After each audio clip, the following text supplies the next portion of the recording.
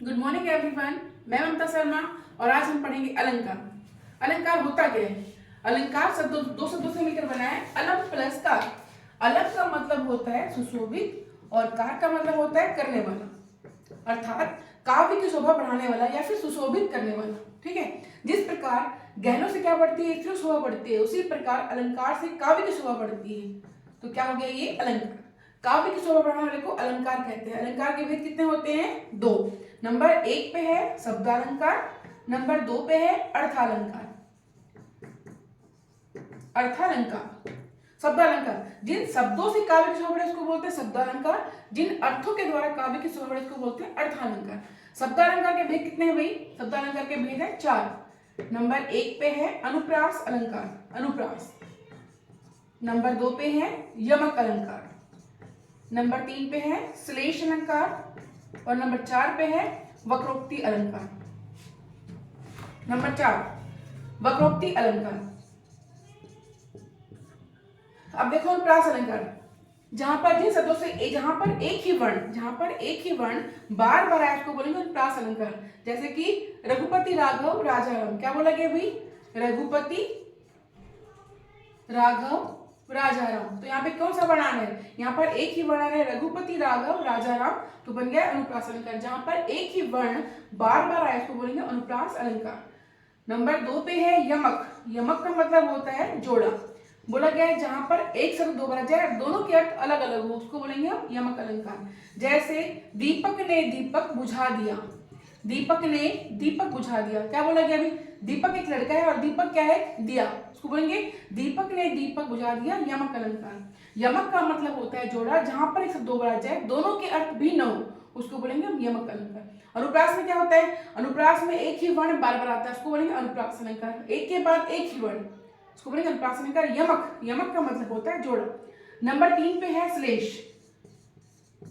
श्लेष का अर्थ है चिपका हुआ, जहां पर एक शब्द क्या जाए, एक ही बार आए उसमें, लेकिन अर्थ कितने चिपके हो, उसमें कई चिपके हो, तो क्या बनेगा ये श्लेष अलंकार। जैसे मंगन को देख पट देती बार बार।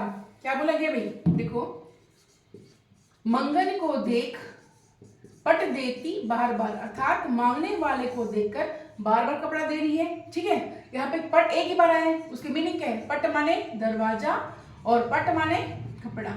क्या बोला भाई? मांगने वाले को देखकर बार बार कपड़े दे रही है, मांगने वाले को देखकर बार बार दरवाजा बंद कर रही, तो क्या बन गया ये आपका श्लेष अलंकार। श्लेष का मतलब होता है चिपका हुआ। ठीक है, अगला है वक्रोक्ति अलंकार।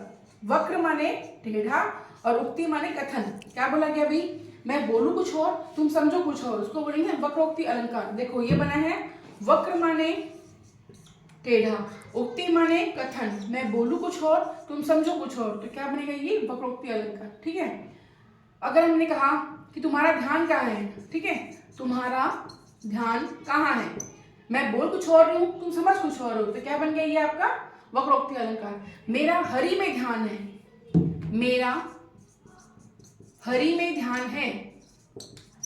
अब हरि का मतलब क्या होता है? हरि का मतलब होता है भगवान, और हरि का मतलब क्या होता है? कोई व्यक्ति का नाम। ठीक है, तो क्या बन गया ये वक्रोक्ति अलंकार। मैं बोलूं कुछ और तुम समझो कुछ और, ये बनेगा आपका वक्रोक्ति अलंकार। हमने किया शब्द अलंकार के 4 भेद, अनुप्रास अलंकार, यमक अलंकार, श्लेष अलंकार, वक्रोक्ति अलंकार। अनुप्रास, जहां पर एक ही वर्ण की आवृत्ति बार बार हो। यमक का मतलब होता है जोड़ा, और श्लेष का मतलब क्या होता है? चिपका हुआ। वक्रोक्ति, मैं बोलूं कुछ और तुम समझो कुछ और, ये बनेगा आपका वक्रोक्ति अलंकार। हमने पढ़ा शब्द अलंकार, अब हम पढ़ेंगे अर्थ अलंकार। अर्थालंकार क्या होता है? देखो भाई, जहां पर अर्थों के द्वारा, यहाँ पे क्या था? शब्दों के द्वारा, यहाँ क्या है? अर्थों के द्वारा। जहां पर अर्थ के द्वारा काव्य की शोभा बढ़े उसको बोलते हैं अर्थालंकार। इसके भेद कितने होते हैं? 4। नंबर 1 पे है रूपक अलंकार, नंबर 2 पे है उपमा अलंकार, नंबर 3 पे है उत्प्रेक्षा अलंकार और नंबर 4 पे है अतिशोक्ति अलंकार। अतिशोक्ति अलंकार। देखो भाई, नंबर 1 पे रूपक अलंकार, जहां पे क्या बोला कि यहाँ तो हमने क्या किया था? हमने माना था ना, ये तो है रूपक अलंकार। क्या बोला गया? जहां पे उपमेय में उपमान की तुलना नहीं, इसको मान लेते हैं, तो बनेगा रूपक अलंकार। जैसे हरि पद पंकज, देखो भाई, मैया चंद्र खिलौना ले हो। क्या भाई? चंद्र खिलौना, मुझे चांद रूपी खिलौना चाहिए, मैया मुझे चांद रूपी खिलौना चाहिए। तो हमने क्या किया, ये इसको मान लिया गया, तो क्या बन गया ये आपका रूपक अलंकार। जहां में उपमेय में उपमान का क्या अभेद आरोप किया जाए उसको बोलेंगे रूपक अलंकार।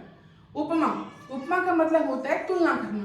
देखो यहाँ तो हमने माना था, यहाँ हम तुलना करेंगे। तुलना मतलब कि देखो जहाँ पे क्या आ जाए भाई, जहाँ पे सा से सी सम सरिस ये आ जाए, इसको बोलेंगे हम उपमा अलंकार।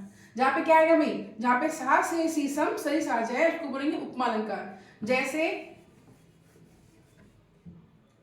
हाय फूल सी कोमल बच्ची, बच्ची कैसी है भाई, फूल सी। यहाँ पे क्या आ गया, सी आ गया, योजक चिन्ह है और सी आ गया, तो क्या बन गया आपका उपमा अलंकार। जहाँ पे सा से सी आ जाए वो बनेगा आपका उपमा अलंकार। ठीक है, जहाँ पे सा से सी हो वो बनेगा उपमा अलंकार। क्या है ये आपका उपमा अलंकार। जहाँ पे उपमेय में उपमान की तुलना की जाएगी, इसको मानेंगे नहीं, इसको तुलना करेंगे। फूल सी कोमल बच्ची, बच्ची कैसी है, फूल सी कोमल है, तो क्या बन गई आपका उपमा अलंकार। ठीक है बच्चों, आगे देखो उत्प्रेक्षा अलंकार। जहां पे उपमेय में उपमान की संभावना प्रकट की जाएगी, उसको मानेंगे नहीं हम, संभावना प्रकट करेंगे तो बनेगा उत्प्रेक्षा अलंकार। इसमें क्या आएगा, मनो मानो और मनहू। ठीक है, जनो जानो जनहू और ज्यो ये शब्द आएंगे, तो ये क्या बनेगा आपका, ये बनेगा आपका उत्प्रेक्षा अलंकार। जैसे मुख मानो चंद्र है, अब मैंने क्या माना भाई, मैंने ये माना है कि मुख चंद्र के समान है, मुख मानो चंद्र है, तो क्या बन गया ये आपका मुख मानो चंद्र। हमने संभावना प्रकट की कि मुख मानो चंद्र है, तो क्या बन गया आपका ये उत्प्रेक्षा अलंकार। अगर मैंने कहूंगी चांद सा मुख, जहां पे सा आएगा तो क्या बनेगा वो उपमा अलंकार। अगर मैंने कहा चंद्र